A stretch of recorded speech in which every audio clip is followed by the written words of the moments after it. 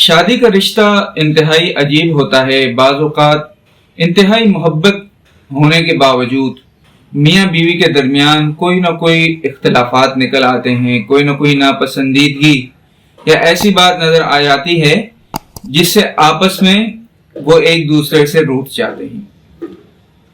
और ये सिर्फ आम लोगों के घर में नहीं होता, बल्कि कायनात के सबसे पाकीज़ा तरीन घराने के अंदर भी ये होता था। हजरत आयशा रज़ी अल्लाह ताला अन्हा से रिवायत है, फरमाती हैं एक दिन रसूल अकरम सल्लल्लाहु अलैहि वसल्लम ने मुझे फरमाया, ए आयशा, जब तुम मुझसे राजी होती है, खुश होती है, तो मुझे पता चल जाता है, और जब तेरा मिजाज ठीक नहीं होता या तू रूठ जाती है तो तब भी मुझे इल्म हो जाता है। तो हजरत आयशा रजी अल्लाह ताला अन्हा ने पूछा, या रसूल अल्लाह, आप कैसे पहचानते हैं? तो आप सल्लल्लाहु अलैहि वसल्लम ने फरमाया, आयशा, जब तेरा मिजाज ठीक नहीं होता तो फिर तू जब कसम उठाती है तो तू कहती है अल्लाह की कसम और इब्राहिम के रब की कसम। जब तेरा मिजाज सही नहीं होता तो तू कहती है अल्लाह की कसम और इब्राहिम के रब की कसम।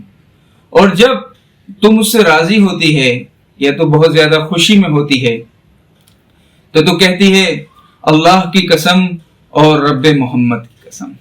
अल्लाह। तो हजरत आयशा रजी अल्लाह ताला अन्हा कहती है, मैंने फरमाया कि या रसूल अल्लाह, मैं अगरचे रूठी हुई होती हूँ लेकिन मैं आपको तो नहीं छोड़ती ना, सिर्फ आपका नाम लेना छोड़ देती हूँ।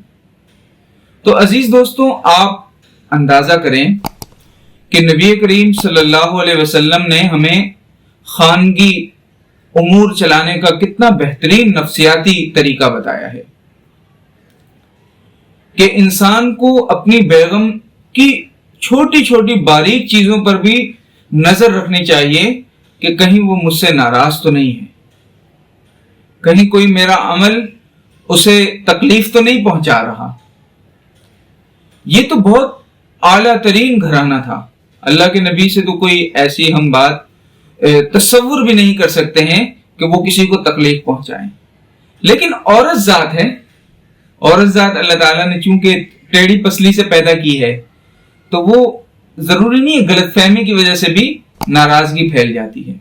हाँ, जरूरी नहीं है कि आपने कोई कसूर किया हो, बाज़ औक़ात कोई गलतफहमी फैलती है, उसकी वजह से भी औरत जो है वो नाराज हो जाती है।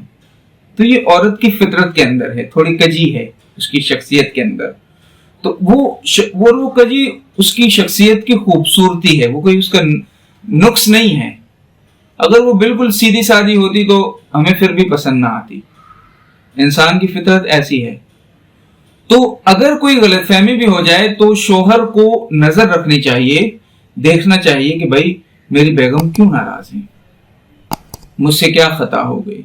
जैसा कि हमने पहले भी आपको बताया था कि नबी करीम सल्लल्लाहु अलैहि वसल्लम ने फरमाया, यानी तुम में से सबसे बेहतरीन शख्स वो है कि जो अपनी बेगम के साथ अच्छा हो, अपनी घरवाली के साथ अच्छा हो। तो हमें भी अगर बेहतरीन बनना है तो हमें इन चीजों का ख्याल रखना पड़ेगा।